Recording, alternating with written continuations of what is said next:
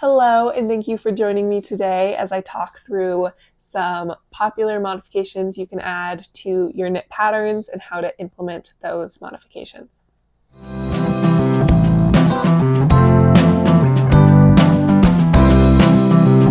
Hello. All right, thank you for joining me today. As I mentioned, I will be talking through some common or popular ways that you can modify the knit patterns that you already own or that you are planning on purchasing to get a more custom garment for yourself, and why you'd want to do that, and then how to implement those changes. So let's just get into it. Before we do, I am wearing a new finished object. You'll hear more about this in my podcast, which will probably go up in early March, late February. But this is a test knit I participated in. It's the Oakley sweater by Stitching Simply, and it's beautiful. Here's a little bit more. I added a split hem to it, which is one of the modifications we'll talk through, but it's just a beautiful cabled raglan garment. So this was wonderful to knit, and I knit it out of the Pearl Soho Good Wool in the Wintergrass colorway. So yeah, wonderful knit, and I'm really happy to have it off my needles and on my body today. So all right, let's just get into it. So first of all, I want to give a little bit of information as to why you may want to modify some of your patterns or a pattern that you're looking at purchasing. And that really, it can be for a lot of different reasons, but the main things that you'd want to get out of a pattern modification is to get more use out of an existing pattern, first of all. So if you've knit one pattern before, let's say it's the April cardigan by Petite Knit, which is a simple, it's an interestingly shaped, but it's overall a pretty simple cardigan with 1x1 rib details for the button band and the sleeve cuffs and the hem at the bottom. So if you've knit that before and you love that, but you think that you could use another basic cardigan, maybe in a different color, but you don't necessarily want the exact same pattern, but you also don't want to buy another pattern because you do own a basic knit cardigan pattern, then pattern modifications are a great way to kind of have a second life out of that pattern and get something that looks very different at the end and is a different experience to knit. But, you don't have to purchase 2-3 basic patterns or basic cardigan patterns because you know how to change the button band or the gauge or the ease, things like that, out of the same pattern. So that is the first reason why you may want to implement some pattern modifications. The second thing is it's a great way to get more comfortable with pattern designing or just kind of freestyling with your knits. It is a skill to know how to implement certain changes and what certain changes will look like. And it's a great way to experiment with that. If you are interested in pattern designing, it's a great way to start with adding in a different button band or changing the length or changing certain features just to see what happens there, and you are adding in your own design elements that way before you feel ready to fully take the plunge of figuring out all the stitch counts, all of the gauge, like everything on your own. It's great to start with okay, I have this kind of recipe for a pattern that I like. It's this nice, again, let's say the April cardigan by Petite Knit. It's a nice sweater cardigan pattern that I know I like, and I know that the stitch counts work. I know that, the instructions for shaping these shoulders, all that kind of works. And then I have this playground to add in different stitch patterns if I want, or change the features, change the length, change the ease. Like you can play with that in kind of this, I don't want to say safer, but environment where a lot of the things have already been established for you. So that's a great reason to start modifying your patterns, is just to get more comfortable with freestyling your knits and feel more comfortable overall with designing. And then the final reason why you may want to modify a pattern or patterns is to get your dream piece. Let's say that you love, love, love the way 2x2 rib looks. And you want a cardigan with all 2x2 rib finishings. And while there are some out there, like the Eva cardigan by Petite Knit does have all 2x2 rib finishings, maybe that's maybe not your dream cardigan. It has certain features. You don't like the shaping of that cardigan, and so you would rather have again, let's go with the April cardigan, which is by Petite Knit. Let's say you love the way that one looks, but you wish that it had 2x2 finishings. You can implement that pattern modification and get your dream piece. So it is really a great way to get closer to what you really, really want by taking a pattern you love and then changing certain features to get it just like to that next level to where it's perfect. So, those are some of the reasons why you'd want to modify patterns. And now let's get into some pattern modifications that you could implement in your knits. All right, the first thing that you can do, and this does take a little bit of math, so this one is not the most beginner friendly, but I think that it does have the biggest impact a lot of the times, is to change the gauge of the pattern that you're working up. A pattern, let's say it's written for DK weight, but you have this Aran weight or worsted weight yarn that you just love, and you want the squishiness of a worsted or Aran sweater, but you love this DK pattern. It's actually not that hard to figure out your gauge differences and then figure out how to implement them in the pattern. So the way you do this, and I'll probably have something on the screen to hopefully explain with me, and maybe something in the description, like a common math problem for it, but it does take math. But essentially, all you need to do is knit your gauge. So knit up your yarn, make your little 4x4 square, make it bigger so you actually know this does require like an actual gauge swatch. So knit like a 6" by 6" square, measure your 4x4" gauge or 10x10 centimeter gauge. Figure out, let's say you have 20 stitches per 10 centimeters and the pattern calls for 40. So you have double the gauge that the pattern requires, basically. And so your gauge is 200% of the patterns.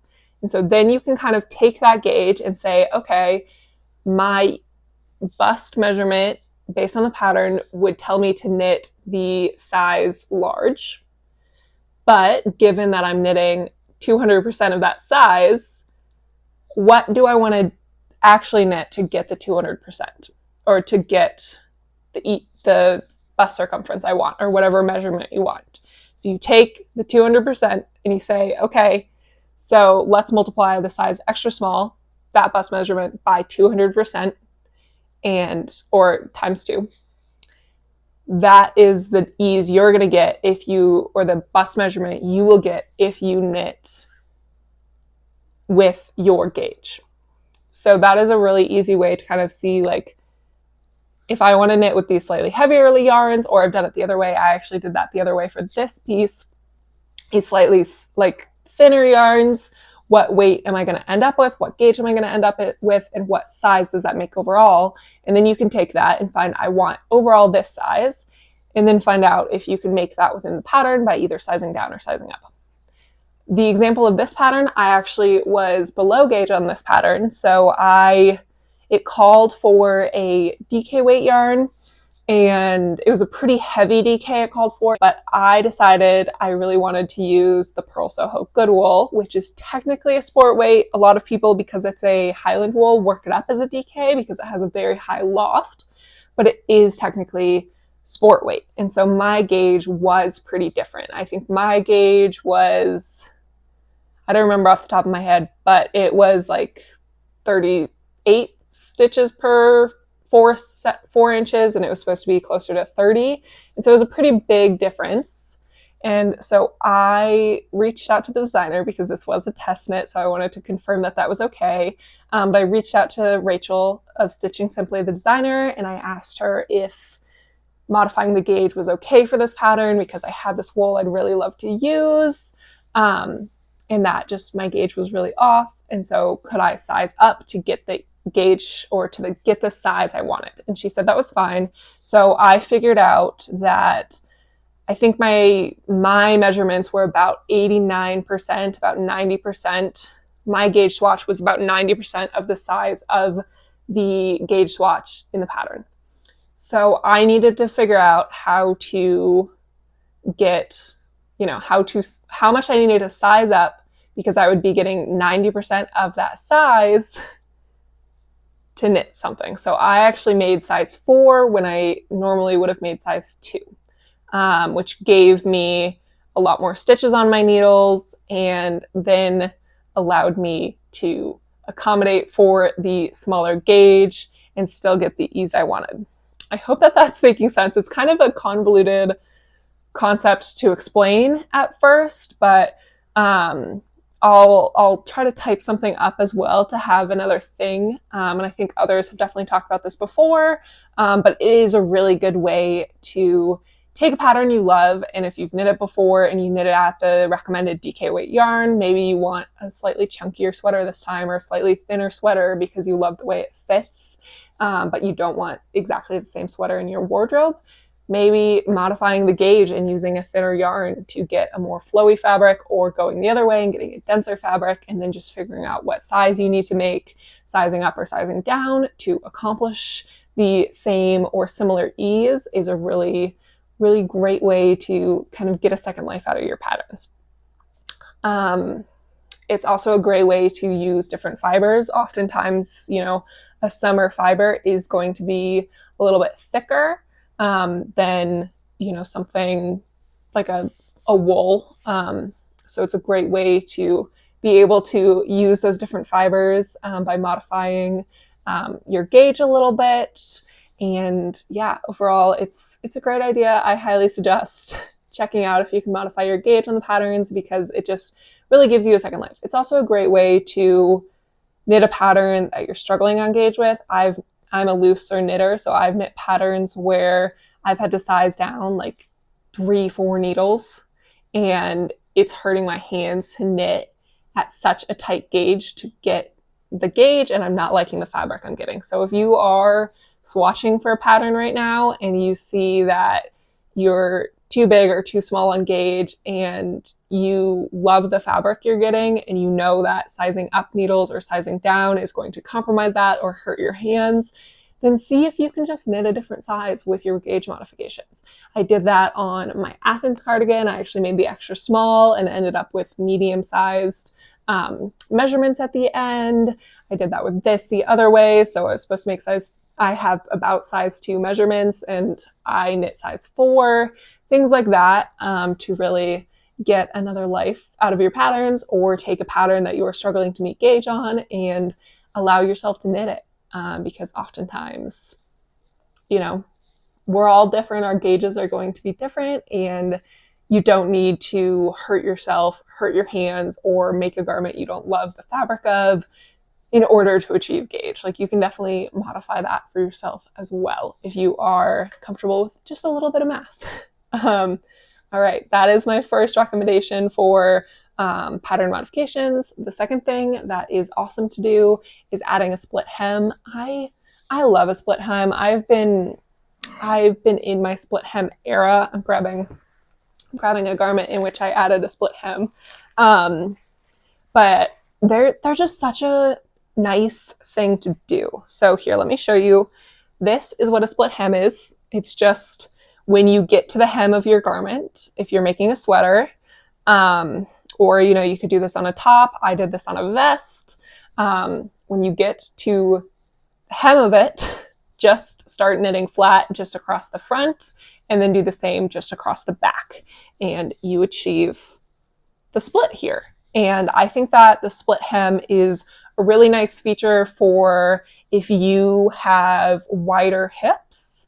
And like for me, my hips are a lot wider than my waist and a lot wider than my bust. I think my bust measurement is 37 inches. My hips are about 44 inches. My waist is 31 inches. So I have a 12-inch difference between my waist at the smallest part and my hips at their widest part.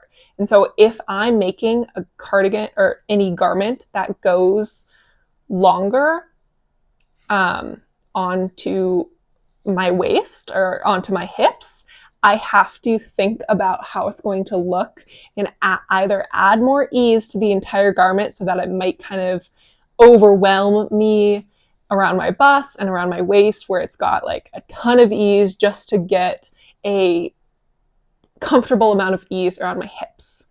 Or I can hack it and add a split hem so that there just is naturally a little bit more opening, so I don't have to modify the ease or the amount of fabric that is around my bust and my waist, but I still have space in my hips to not feel like the garment's kind of cinching in right there. And I hate the way that feels and looks on myself. So a split hem is a great thing to do for that. I also just think I don't know, it kind of adds this like casual but put together element to a garment. I don't know. I really love the way a split hem looks, and it's practical for shaping things to my body. So here's how this one looks. And again, this is so easy. It's one of the easiest modifications, I think, because you just start knitting flat instead. So essentially, if you're going to add a split hem to any garment, you just, when you're ready to go into your ribbing or whatever the hem feature is, or you can do it before as well if you want kind of a longer split hem, you will just count your stitches, place a stitch marker at the halfway points to divide your front and back, and then just start knitting across or doing ribbing across the front and do that. I like to slip the stitches on each edge to get kind of a nicer edge finishing. So instead of having the kind of bumps you get when you are working flat ribbing on the side, I will just slip the first stitch of every row just to get the nicer edge here. And then I just knit it as long as I want. I'll knit it to the length of the pattern usually. So this is about 2 inches or 3 inches of ribbing. And then I do the same thing on the back. Oftentimes I will lengthen the back a little bit. I just like to have a little bit more over my butt. So you can see I did that here, and I have when it's on my body, it ends up being about an inch more on the back, which I think just adds a little bit because you often also want something to be longer in the back than in the front. So it's a great way to accomplish that. I also have that on the sweater I'm wearing right now. So I'll insert some footage of that just so you can see it, or a photo. But I love the way the split hem looks. I think that it adds a lot of versatility, or not versatility, but it gets around a lot of concerns for me when it comes to things hugging on my hips. And it makes things look very, like, it's a nice elevating detail where it adds this kind of, it's casual because you have more ease and it feels more comfortable, but it also feels just like more thoughtful, which elevates it a little bit. So I love that. I'm a huge split hem enthusiast. And I highly recommend making that change to any sweater or sweater vest or garment that you are interested in adding it to. Another thing that you can do to pretty much any garment is change the finishings to another style.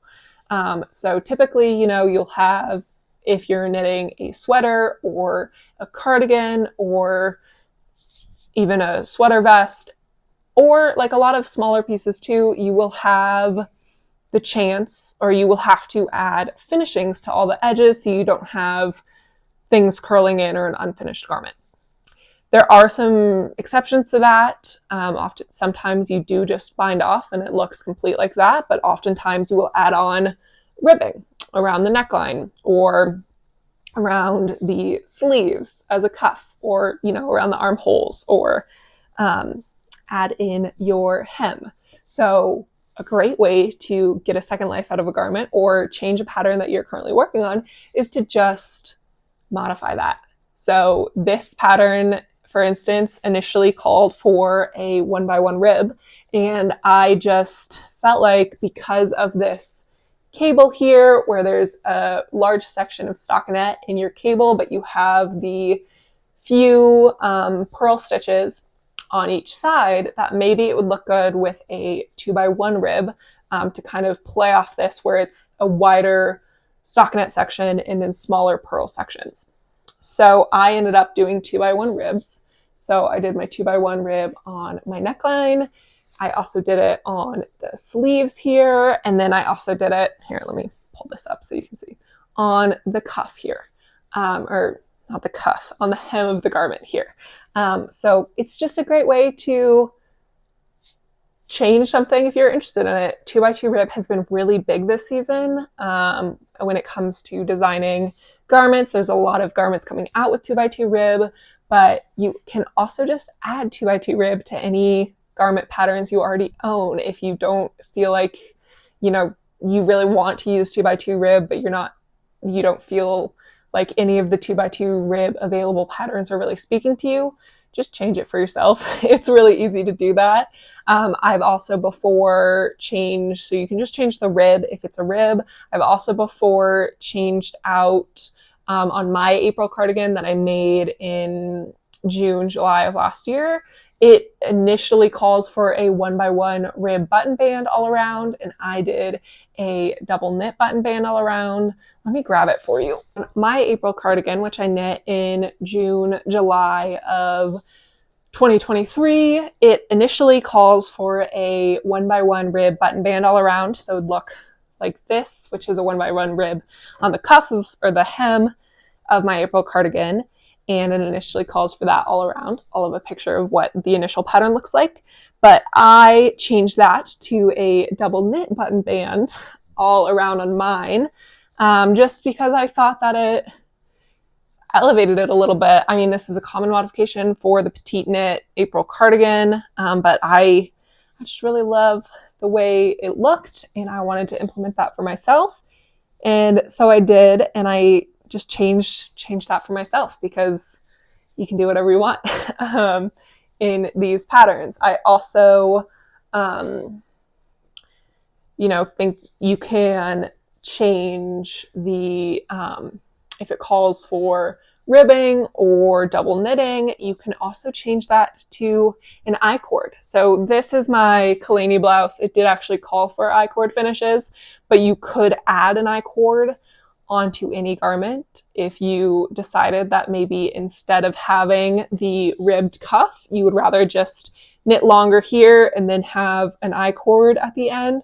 That's a great way to finish something.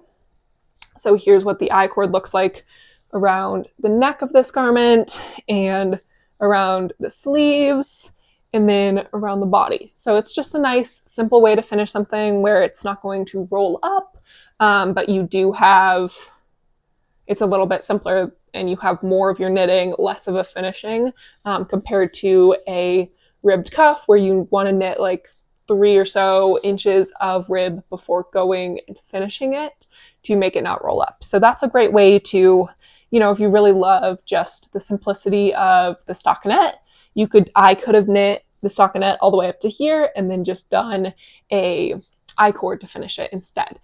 Because then it keeps it from rolling up, which stockinette fabric will kind of roll if it doesn't have some sort of finishing. So you want something. So an I-cord is a great way to do that.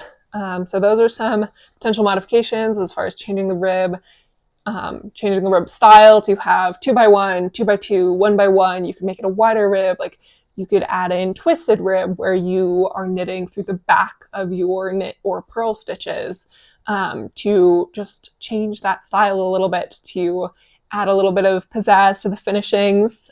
You can also do double knitting instead, especially around a button band, but you could do double knit cuffs if you wanted, or a double knit neckline. Or you can just do I-cord finishes. Those are all some really great modification potentials, to just add something else.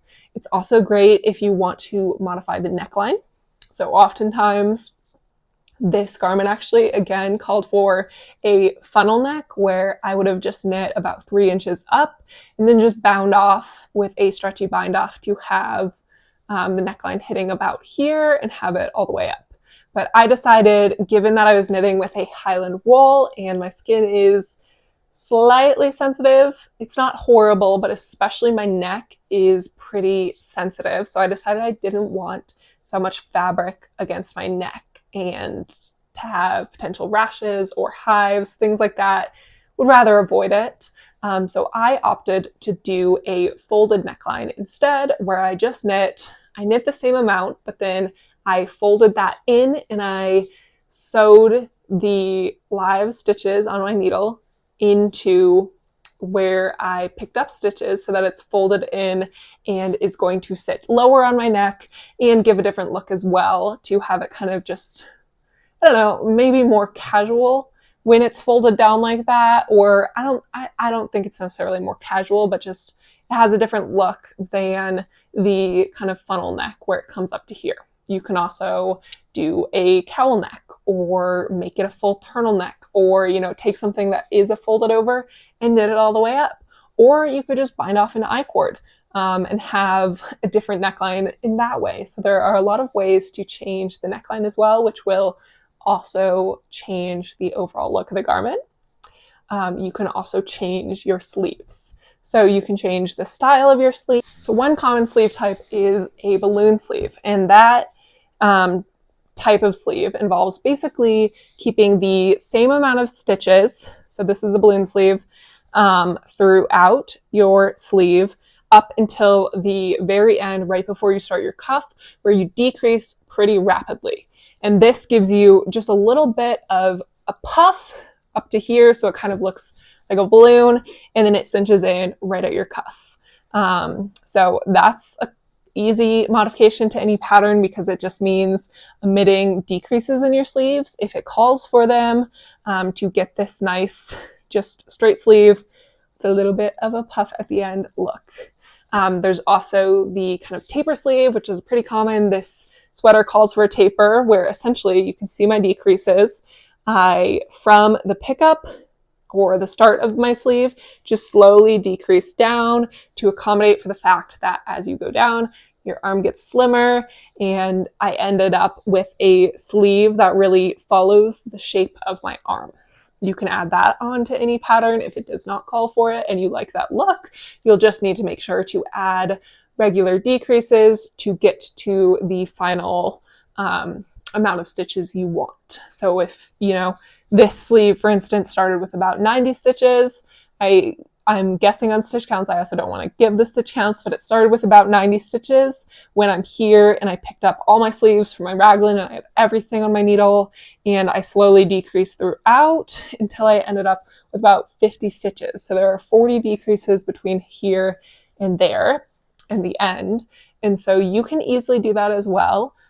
Just, you know it might impact if your pattern that you're knitting does have a certain stitch pattern. Be aware of how you're going to incorporate decreases within that stitch pattern. But most of the time it's pretty easy to figure out, if you need to do a decrease every 5 rounds, and typically you'd want to do decreases on both sides. So do right at the beginning of your round, you'd want to do a right-leaning decrease right at the beginning of your round, so knit 2 together right at the beginning, and then right at the end of your round, do a slip knit or knit 2 together through the back, something like that, to get a right-leaning left-leaning decrease, so that your stitches are kind of decreasing in the way you want to lean in this way. So, it's pretty easy to figure out how many rows you're going to do in your sleeve based on your gauge to get how long of a sleeve you want. And then you have to figure out how many stitches you want to end up with to get the final circumference you want based on your gauge, and then how many stitches you're starting with. And so therefore how many decreases you have to do over how many rows. So for instance, let's say this sleeve was 100 rows and I needed to do 40 decreases. You decrease 2 stitches per decrease round. So that means I need to do 20 decrease rounds over 100 stitches. So let's every 5th round do a decrease so that I end up with this nice even decreasing and the final circumference that I'd like. So that is a great way to add a different sleeve. You can also just do a straight sleeve where you just knit and end up with more, a wider end of your sleeve. I believe, this is a straight sleeve here. So I just, from my raglan, just knit in the round the whole time to end up with the same amount of stitches as I started. I believe I knit this one quite a while ago, so it could have a few decreases, but if they do, they're pretty invisible, so good on me for that. But I'm pretty sure that this one, I just knit the sleeve until the end, and then I bound off with my I-cord. So this gives me a bit of a looser, more flowy sleeve where I have a fair amount of extra fabric around my wrist and around my elbow, but it fits well at the top here, and it was a really easy sleeve to do because I just had to knit until it was long enough. So that is something you can easily change in your pattern as well. Just omit decreases and continue knitting until you're ready to stop. And then you could finally add in a bell sleeve, which is basically where you're going to do decreases to have kind of a slimmer amount of fabric at your elbow, but then you're going to start increasing again to have this little flare out.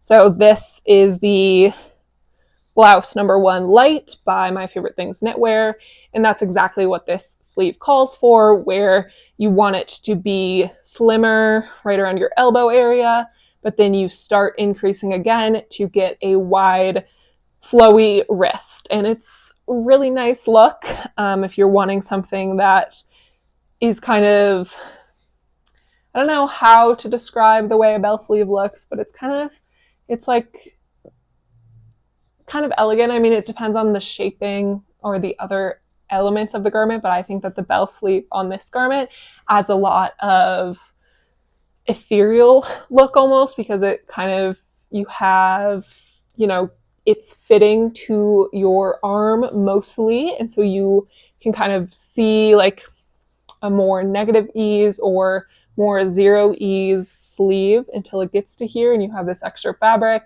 and it just feels kind of nice and flowy but still well fitting. So it's a great way to add on kind of a ethereal fairy detail. I don't know. That's what it gives me, but I think that I kind of have a weird sense of fashion, so whatever it sparks in you. But yeah, it looks really nice on your arm where you have just this nice ease at the end, but it mostly fits your arm quite well. So those are some sleeve styles you can do. You can also easily change the length of your sleeves. So for instance, this blouse I made, this is the Wrap Me Up cardigan by Plum Mum, and it initially calls for a full sleeve, or I think this one called for a 3/4 length sleeve. But I decided I actually really liked how it looked as a short sleeve with just, I think I did like 2 rounds after my raglan increases were done. So I split for sleeves, and then I did 2 rounds in the sleeves, and then I just bound off with my I-cord to get just a shorter sleeve here, because I liked the way the little sleeve cap or short sleeve looked. It's also great if you're running out of yarn to just make your sleeve shorter, but you can also make your sleeves longer. If I had not done the shorter sleeve, I don't really like a 3/4 sleeve, so I would have just kept knitting until the sleeve was long enough for me. And that's a really easy modification to make.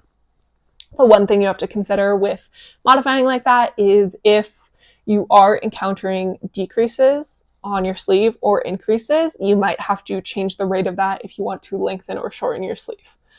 So keep that in mind, but otherwise it's really easy to just stop knitting earlier or just continue knitting for longer. So that's a really easy modification to do, and it gets you the perfect garment for you and the amount of yarn you have as well. The final thing I'll add on changing kind of your sleeves is, this is not a sleeve, but it's changing your straps up a little bit. So one thing that you can do that I think is a really smart modification is to add ties into some of your straps. This is the, oh my gosh,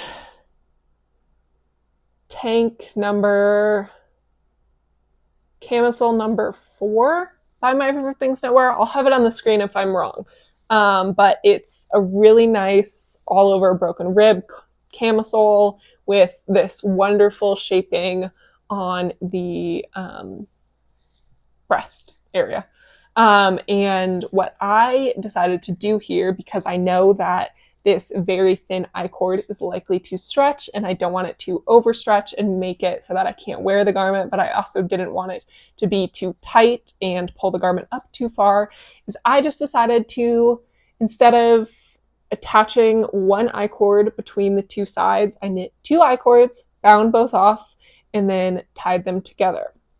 And this way, as my straps stretch a little bit, as the garment gets worn more and it is holding up, all of this fabric, it's going to stretch. I can just retie my straps so that they are the correct length for me. This is a lovely way to just make sure something's always going to fit you for a summer garment. I also think that it looks really cute in the back when you just have these two little cute ties. So that is one thing you can do. You could also change to make it a slightly thicker strap and do double knitting instead of an I-cord. I could have stopped doing my decreases about here and left, another 2-3 stitches on my needle and then done a double knit strap all the way back here instead of doing my I-cords. And that way, my strap's a little bit thicker. It would be more likely to cover a bra strap and just be more friendly, especially if you do have a larger bust, you might want a larger strap. So you can easily just, omit a few of the decreases on the end or pick up more stitches, whatever your pattern calls for, to get more stitches in your strap. And then you could change it from an I-cord to a double knit strap, or you could do vice versa if you wanted to have just more or less fabric in your straps. And then of course, doing the ties as well is a great addition. This is a double knit strap. So let me hold both these up so you can see the comparison. I think that these both have the same amount of stitches actually, but you can see that the double knit just is a little bit thicker due to how it's constructed. The I-cord is going to be, you're basically knitting in the round on a very, very small circumference, and so it's going to be more circular and it's not going to be as flat and thick in one direction, whereas the double knit strap is double knitting where you knit half of your stitches on one round and slip the other, and then come back and you knit the other half and slip the other stitches. So it ends up just being flatter and therefore wider. And so you can just do the double knitting instead if you want wider, but you don't necessarily want more stitches, or you could do the I-cord if you want a thinner strap. So this is a double knitting strap, and I also on this, the pattern actually recommended doing this, which I love. This is the 7 p.m. tank by Tiffany Ty. It's a really nice, well-fitted tank top. It has this ribbed panel in the back to really help cinch in. And yeah, overall, I think this is a beautiful piece. And what was recommended to do in the pattern is to, instead of knitting all of this in double knitting, is to knit part of it in double knitting and then get a bra strap from an old bra you have, or get some at the thrift store, or I actually ordered some removable bra straps so I can actually remove that like that.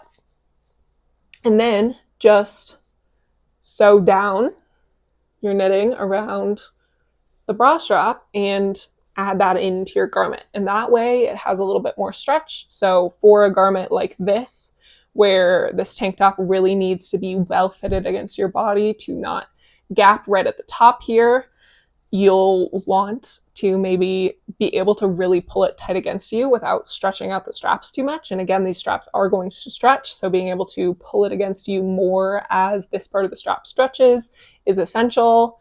So you have that elasticity, and then you can also adjust it. So I really liked that addition, and I think that it's a great thing to do to any tank top that you're worried about stretching out and you really want a well fitting, like it needs to have some good negative ease on it. Add in some bra straps. I also added elastic on this piece, and that is something I do a lot. I actually need to add elastic into this neckline, but if you ever have a part of your piece that you want to make sure stays cinched in over time, it's not really a modification, but it is something to consider. Add in just a little bit of elastic thread so that it pulls it tight. over time. But okay. And then my final suggestion for pattern modifications is to change up the stitch pattern on the garment. So I don't have the most experience with this one, but essentially what you would do is say, again, I'm knitting the April cardigan and I have already knitted before, and I want something more interesting than a stockinette cardigan. I already have one. I've already made the April cardigan. Let's add in some cables somewhere. Let's say I want to add in a few cables, like right along this edge, something like that. Or I want to take a basic sweater pattern that I already have, maybe like, honestly, this sweater, and because I love the fit of it, and I want to add in a colorwork piece. So to do that, you want to make sure that the stitch counts are going to work out. So if I have a 10-row cable, let's say,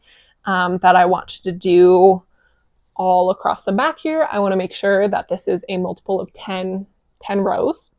And then I'll want to gauge swatch, an actual gauge swatch, to really make sure that the gauge is accounted for. If it is different, maybe I'm making a size up or a size down to accommodate for my difference in gauge because I've changed the stitch pattern, or I'm making sure that the gauge is going to be unaffected by this change. So once I've done that, then I make sure that I have the correct amount of multiples. So if I'm doing a multiples of 8 pattern, make sure that my back panel or wherever I want to add the pattern is a multiple of 8. Maybe I have to do 2 more increases or something, or decrease somewhere to get to that multiple of 8. But whatever I have to do to make sure I have the correct multiple and that the gauge is going to work out, and then just implement it. It's a really great way to reuse a pattern that you really love the fit of, the look of, but that you'd really love a different texture on. I'm planning on doing this in the future. There's some stitch patterns I found where it's kind of like a zigzag cable, and I really love the way that looks, but I haven't found any patterns with that cabled detail. So I'm just going to use a sweater pattern I really love and add in that detail. So I'll probably, honestly, maybe use this one or another. I have a couple really well-fitting raglan sweaters I like, so I'll take one of those patterns and just add in that detail myself, because I can't find the pattern with the detail. But I've seen the stitch pattern before and I'd love to implement it in something, so I can do that myself. And I'll just have to make sure that the gauge is going to work out and maybe modify the number of stitches. That's pretty easy. I've also seen people do this the other way. I know of some people who really love True Lane is who I'm thinking of right now, but True Lane, who's here on YouTube, she has knit the Summer Souffle, which is patterned by Laura Penrose before, which calls for this kind of ruffle all over the front and goes around. And she's either mentioned that she wants to or has, I can't remember, but wants to just eliminate the ruffle because it's a really well-fitting tank top t-shirt pattern. So without the ruffle, she really likes the way that the pattern is shaped and the way it fits her. And so that is something you could easily do. If you have a colorwork sweater you bought or pattern that you bought and you love the way it fits, just omit the colorwork next time if you want another super well-fitting garment that you're going to love the fit of, and you already have one colorwork sweater, but you love the pattern, so just knit it without the colorwork. Again, check for gauge modifications, but it should be pretty good, and then you'll have another of that pattern that you really love, but a little bit simpler of a version. I know that Rebecca Clow of the Creabea, she almost always has someone in her test knitting group. If she's knitting a colorwork sweater, someone will almost always do it without the colorwork. For instance, recently she had, I forget the name of the cart sweater, but it was a colorwork sweater that she just had come out, and Venetia of the Woolly Worker test knit that garment, but did it without the color work. And so she had this beautiful, just simple, well-shaped sweater to really show off that the pattern also has amazing fit and shape without the color work detail, and then also had, here's what all of the color work and potential color work variations look like. So it's a really great thing to just, if you find a pattern you love, add a stitch pattern, remove a stitch pattern, add color work, remove it, to just really play with the different stitch patterns and different textures, and just make sure, you can reuse the same sweater over and over because it's going to fit you really well and you love it. But this way you also get a lot of different, very, very different looks. So yeah, those are the pattern modifications that I'm suggesting today. There's definitely more that you could implement, and I would love to hear some of your suggested pattern modifications, or if you've done any of these before, I'd be really interested to hear that. And then just some tips. I want to wrap up with just a few tips for implementing pattern modifications.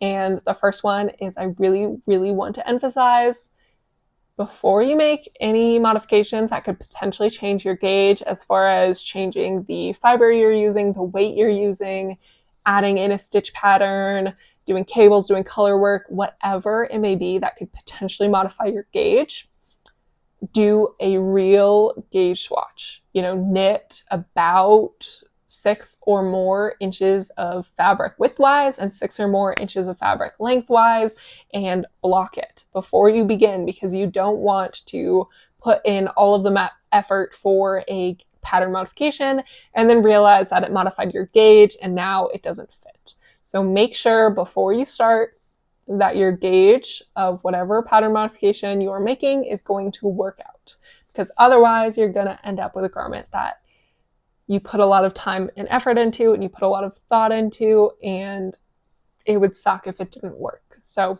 double check that. The next thing I will recommend is to put in a lot of lifelines as you go. I actually, for my Friday slipover, I was unsure at first on how the split hem would look, because not only was I changing, you can see here that not only did I change to the split hem, but I also changed from working a broken rib to working a 1x1 rib, and what suri I was holding with it. So the color changed, the stitch pattern changed, and I split my hem. So I was kind of concerned that the 3 features together would be disjointed. And so I wanted to see how it would look and make sure I liked it. But I also wanted to easily be able to rip back to my broken rib section to change it to a normal, not split hem if I wanted. So I put in a lifeline around the front and I put in a lifeline around the back, just to make sure that I liked the way all of the things looked together before I took that out. And I highly recommend doing that as you make pattern modifications, if possible, because there is a chance that something that looks amazing in your head is not going to look as amazing in your garments. I mean, that's a pretty common experience where I've done a ton of color combos for color work where I realized they just look horrible together after I built them up so highly in my head and thought they were going to look amazing. And if you are modifying things, you just have to be okay with the fact that maybe it's not going to look okay. You've never seen someone else do it before. No one, for a lot of modifications, it's going to be you're going to be the only person that's ever done that. And so you have to be okay with it not looking okay, because you've never seen it done before, and maybe it doesn't look as good out in the world as it does in your head. That's pretty common. So just protect yourself a little there and add in some lifelines to make that easy. And my final tip, which kind of goes with adding in lifelines, is to be okay with ripping out and ripping back as you make modifications. I mean, sometimes, maybe with a modification, you won't have fully thought everything through. For instance, that happened to me on this garment where, originally it called for 1x1 rib. So it called for an Italian bind off, because you can do an Italian bind off with 1x1 rib, where it gives a much more seamless finish to all of your cuffs and everything. But I decided I wanted to do 2x1 rib when I was finishing my neckline, which I just had to sew down, so it didn't really matter. I didn't have to think through like, oh, how am I going to bind this off? So I did my neckline, and then as I was finishing my body, I realized like, oh, I want it to match the neckline, so I have to do a 2x1, but I can't do the nice Italian bind off on a 2x1 rib. So what am I going to do? And I had to very, very strongly consider ripping the neckline out, ripping out all of my ribbing, and changing it to 1x1 so I could have the nice finish. I ended up finding a bind off that looked nice enough. This was another sewn bind off, but it wasn't 1x1, and it is a lot more visible and not as stretchy as the 1x1. But I think that overall it looks fine. But I did have to strongly consider ripping all of this work out and changing it because I didn't think something through. And that is probably going to happen to you if you are doing pattern modifications, because it's hard to kind of think through all of the implications of a potential pattern modification. It's hard to think through really what it's going to look like when you haven't seen it before. So just go into pattern modifications with the understanding that you might have to rip something out and change it. You might have to revert back to pattern. You might not like it, or you might just realize, like for this button band, for instance, a lot of people I know who change to a double knit button band, it takes them 3-4 tries to figure out what needle size to use on the button band to get a similar gauge to the main stockinette fabric, so it's not pulling it up or down. So, it doesn't necessarily mean you failed. It definitely doesn't mean you failed if you have to rip something back when you're modifying it, because it takes a lot of experimentation to know exactly what's going to work. So just be okay with that possibility and go into pattern modifications knowing that. It's still really cool to change something up for yourself and make something completely unique, but it does come with its own issues, as far as potentially you won't like it, potentially it just won't work, or it'll have some consequence that you didn't think of and you're going to have to modify along the way. So just be prepared for that. But all right, with that, those are my suggestions for potential pattern modifications and what you need to think through before doing pattern modifications for yourself. Thank you so much for joining me today, and I would love, love, love to hear down below if you've implemented any of these modifications before and how it went for you, or if you've done any other pattern modifications that you would like to suggest to others down below. I think that is great. It's always great to hear more ways to be creative within our knitting. So let me know, and thank you so much for joining me today, and enjoy the rest of your week, your day, your month, wherever you are. I hope you're having a great time. All right, thanks. Bye.